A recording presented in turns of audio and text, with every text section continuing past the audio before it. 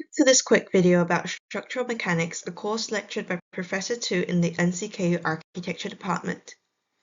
Today, we will be learning about stability and determinancy of beams.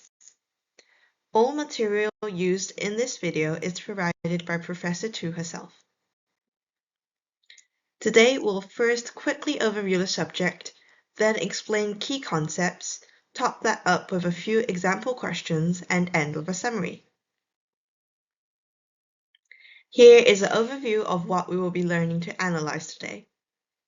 We'll be learning to analyze beams without internal connections and beams with internal connections. In this video, I will be assuming you already know how to determine whether a structure is unstable, stable and determinate, or indeterminate, and focus on learning how to analyze more complex beams. First, beams without internal connections. Beams without internal connections can be considered rigid bodies and analyzed by simple methods which were shown in the previous slide. Next, beams with internal connections. There are two ways to conduct such analysis, either by considering the beam as a whole or cutting a beam into free bodies and considering the components. First method, considering the beam as a whole. Internal connections. There are two types of internal connections as shown on the left. A hinge or pin connection releases rotation, thus resulting in one extra equilibrium equation, sigma m equals 0 about the connection. A roller connection can move along one axis. We can consider it as a link connection with two pins, which thus provides two extra equilibrium equations, sigma m equals 0 about both ends of the pin connections. Here we have our formula. We have two variables, R representing the number of unknown reactions and C representing the number of extra equilibrium equations provided by internal connections. So, for a pin connection which provides one more extra equilibrium equation, sigma m equals 0, C will equal 1. For a roller connection which provides two more, C will be equal to 2. We can compare the value of R to 3 plus C to classify our beam as unstable, stable and determinate, or indeterminate.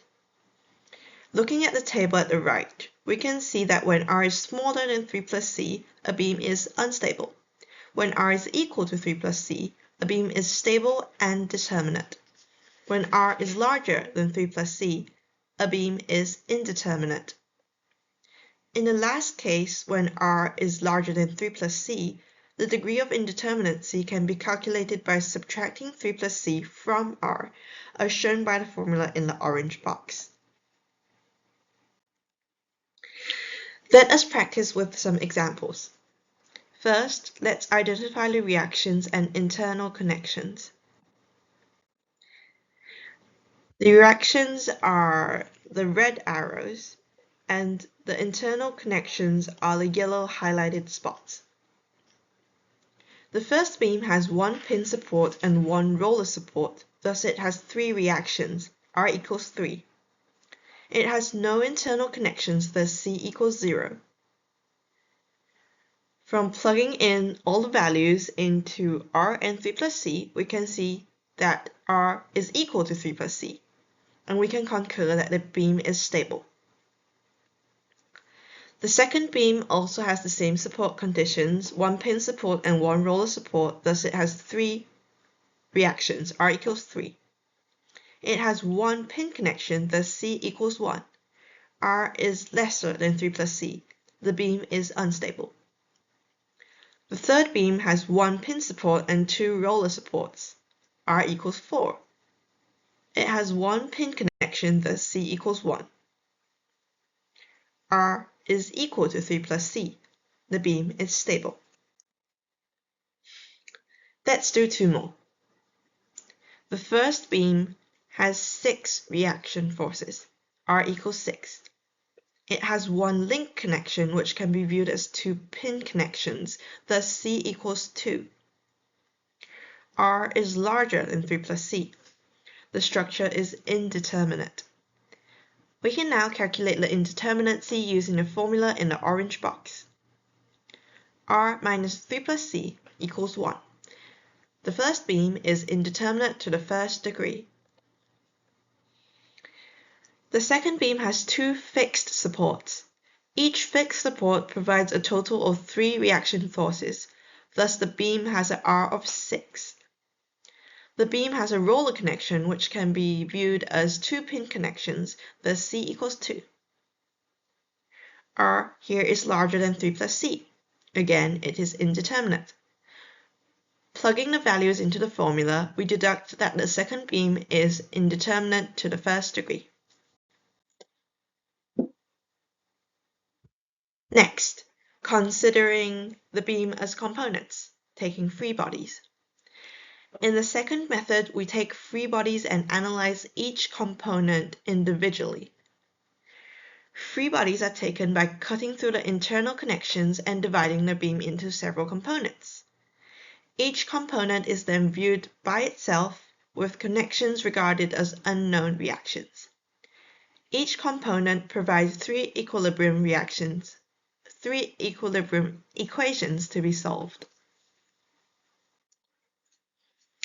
Here we have our formula. N represents the number of components, making the total number of equilibrium equations provided by the whole divided structure 3n. Take notice of 3 things. First, if there are other internal connections in the components, consider them as additional conditions. The total number of equilibrium equations of the whole structure will then become 3n plus c. Second, R here is the total of all reactions, which includes support reactions plus connection reactions. Third, mutual reactions provided by the same connection to two components can only be counted once. Look at the highlighted dots on the left. The two yellow horizontal forces are mutual reactions provided by the same connection to component AB and to component BC. Thus, they can only be counted as one reaction force, the value of which is set here as R5. The same goes for the blue vertical forces. We can compare now the value of R to 3n plus c to classify our beam as either unstable, stable and indeterminate, or indeterminate. When indeterminate, the degree of indeterminacy can be calculated by subtracting 3n plus c from R, as shown by the formula in the orange box.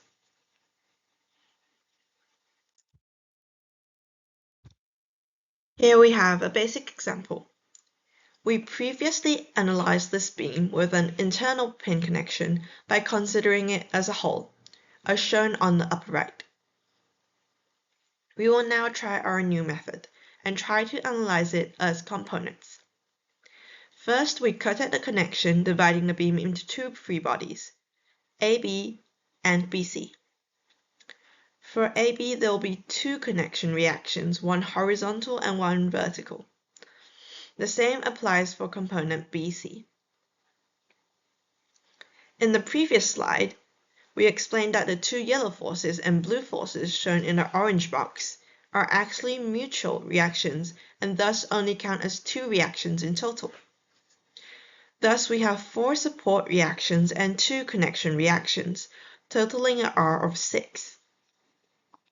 There are no internal connections, thus C equals 0. There are 2 components, so N equals 2. Plugging into the formula, we can see that R equals 3n plus c. The beam is stable and determinate, identical to the results we got by the first method. Let's practice with one other, a little more complex example. We will analyze it in 3 ways. First, let's analyze this very complex beam by considering it as a whole. we can see that there are 3 pin supports, so R equals 6. There's also 1 pin connection linking 3 members. A question now arises. What is the value of C for a connection linking more than 2 members? When we had a connection linking 2 members, C was equal to 1. From that we can deduce that C equals the number of members meeting at the pin minus 1. So in this example we have 3 numbers, the number of members is 3, so the C will be equal to 3 minus 1, which equals 2. Lastly, we did not cut the beam, so there's only 1 free body, n equals 1. Plugging into the formula, R is larger than 3m plus C. So R minus 3m plus C equals 1. The beam is statically indeterminate to the first degree. Next, let's analyze it by cutting once and taking 2 free bodies. By cutting at the connection, we divide the beam into component ABD and BC. There are 3 pin supports and 2 reactions provided by the connection, so R equals 8. We can consider the pin connection as an internal pin connection of ABD, thus C equals 1. There are 2 components, n equals 2. So actually we can see by when we only cut once and divide it into 2 free bodies, essentially this example is very like the previous example, only that the left component ABD, it looks slightly more complex than the previous example, but essentially they are the same. Now plugging into the formula, we can see that R is larger than 3m plus C. R minus 3m plus C equals 1. So the beam is statically indeterminate to the first degree. Lastly, let's analyze this by cutting once more and dividing the previous ABD component into 2. Our beam now has 3 free bodies in total, component AB, component BD, and component BC.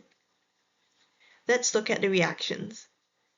When the beam was divided into 2 free bodies in the previous step, ABD and BC both had a horizontal reaction with the value R7, which is highlighted in yellow in the orange box, and a vertical reaction with the value R8, which is highlighted in blue in the orange box. Now when we cut again and split ABD into AB and BD, the horizontal forces should add up to R7, and the vertical forces should add up to R8 to maintain equilibrium. So, if we now set the horizontal reaction of AB as R9, then the horizontal reaction of BD will be R7 minus R9, so that the 2 horizontal reactions when added up will again be equal to R7. Identically, if we set the vertical reaction of AB as R10, then the vertical reaction of BD will be R8 minus R10. We can now understand that in reality there are only 4 connection reactions here. So if there are 3 pin supports and 4 reactions provided by the connection, we can deduce that R equals 10. There are no internal connections, thus C equals 0. There are 3 components, so n equals 3.